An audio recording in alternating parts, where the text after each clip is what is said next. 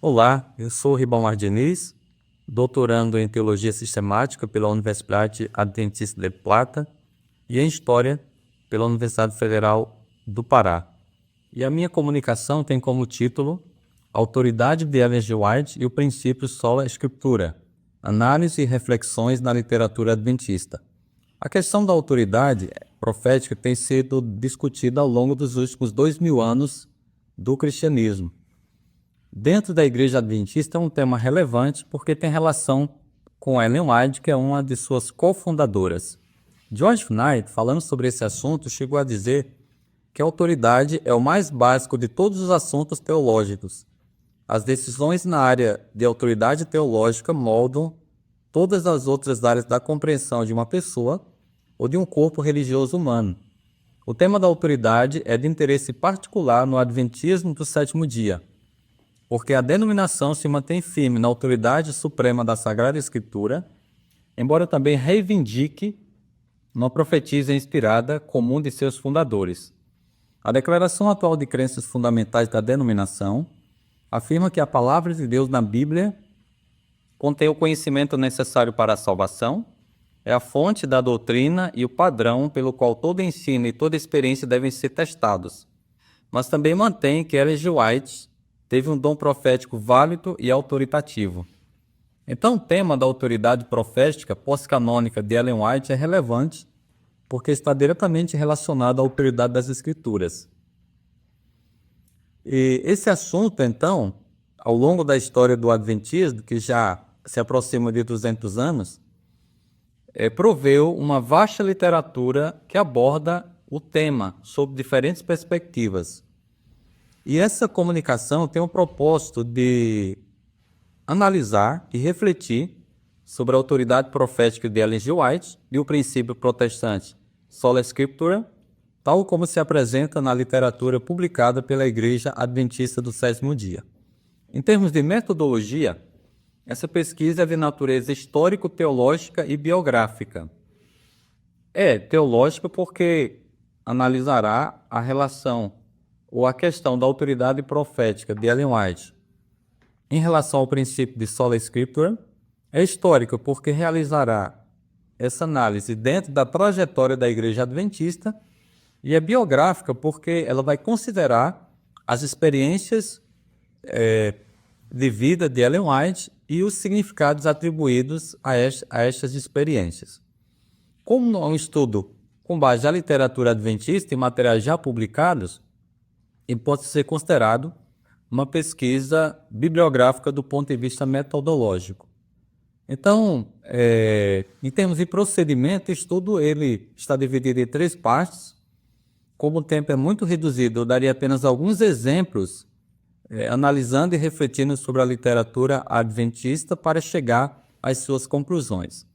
É importante considerar nessa discussão que a literatura adventista sobre esse tema é vasta. Ela começou a ser produzida na segunda metade do século XIX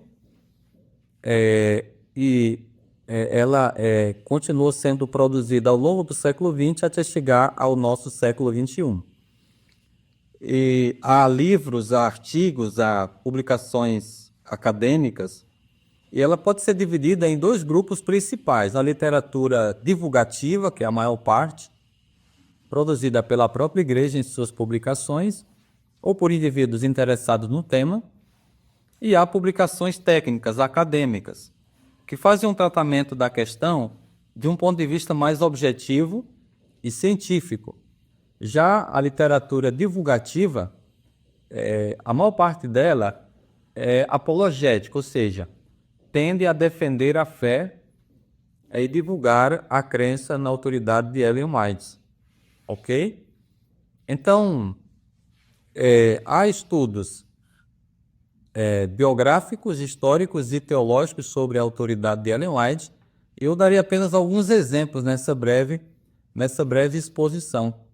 Então, a análise e a reflexão dessa literatura produzida sobre a autoridade de Ellen White demonstra diferentes posições, com uma tendência majoritária em assumir que a autoridade profética de Ellen White é derivada da Bíblia ou se iguala à Bíblia. Eu vou dar alguns exemplos dessas posturas em diferentes literaturas.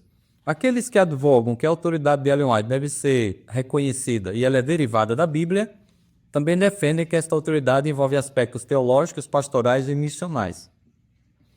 Os estudos biográficos sobre a autoridade de Ellen White têm a vantagem de descrever como as pessoas ao redor da personagem interagiram com sua autoridade, aceitando-a ou rejeitando-a, ou mesmo assumindo uma posição neutra. Mas a principal desvantagem dessas exposições biográficas é uma abordagem lisonjeira e o seu propósito, que se preocupa mais em resgatar o legado da autora. Como exemplo, eu citaria a coleção de 6 volumes em inglês de Arthur White, publicada em português como Mulher de Visão, em apenas um exemplar. Bem como o livro-texto, usado em escolas adventistas, chamado Mensageiro do Senhor, escrito por Herbert Douglas. Os estudos históricos apresentam aspectos similares, com a vantagem de traçar cronologicamente os debates sobre a autoridade profética de Ellen G. White em diferentes contextos e sob diferentes perspectivas. A principal desvantagem é a ausência ou discussão muito limitada do princípio de sola scriptura. Devido à natureza desses estudos, a base bíblica para a autoridade de Ellen White não está presente, exceto de maneira periférica, quando são apresentados os testes bíblicos para um profeta verdadeiro. Como exemplo, eu citaria principalmente o estudo de Gary Lamb, O Mundo de Ellen White, que é uma abordagem de um historiador, bem como os trabalhos de Albert Tutin e Dwight Camwright. Esse autor, Camwright, ele tem um texto que refuta a autoridade de Ellen White. Ele chega a afirmar que os adventistas do sétimo dia não têm apenas uma fonte de autoridade, mas duas. É a Bíblia e também os escritos de Ellen White. Está em seu livro, publicado em 1919, chamado A Vida da Sra. White, a sua alegação reputada. Finalmente, os estudos teológicos, eles têm seus prós e contras.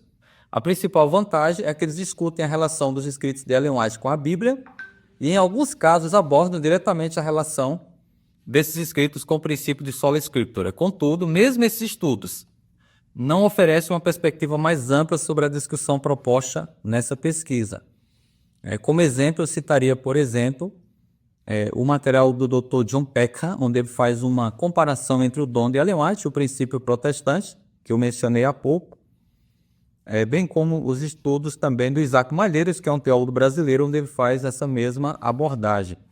Então, em termos de conclusão ou considerações finais, eu diria então que na vasta literatura adventista produzida com endosso da organização ou de maneira independente, sejam textos mais técnicos ou textos apologéticos, textos que referendam o dom ou que o refutam, surgem então duas posições principais, uma que iguala, poderia mencionar aqui os textos do Dwight Camwright e os textos que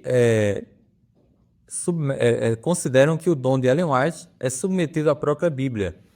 Então, esse estudo teve o propósito de analisar essa questão e, como conclusão, eu diria que, através desse breve panorama, com as principais exposições sobre o tema, pode-se inferir que a literatura apresenta, então, distintas compreensões e posições sobre a autoridade de Ellen White. Eu destaquei apenas duas, exemplificado por algumas poucas publicações, sendo que a maioria dessas posições assume que a autoridade whiteana se deriva de seu dom especial, submetido à autoridade suprema, que é a Bíblia, não afetando, portanto, a aceitação do princípio de sola scriptura.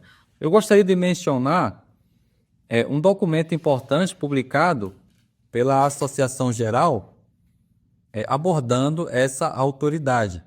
Cremos que as Escrituras são a base da fé e a autoridade final em todas as questões da doutrina e prática. Não cremos que os escritos de Ellen G. White atuam como base e autoridade final da fé cristã, como atuam as Escrituras, e uma correta interpretação da autoridade dos escritos de Ellen White evitará dois extremos: considerar que esses escritos atuam a um nível canônico idêntico ao das Escrituras, ou considerá-las como literatura cristã ordinária. A inspiração e a autoridade dos escritos de Ellen White, publicado em 1982. Muito obrigado pela atenção e bom congresso.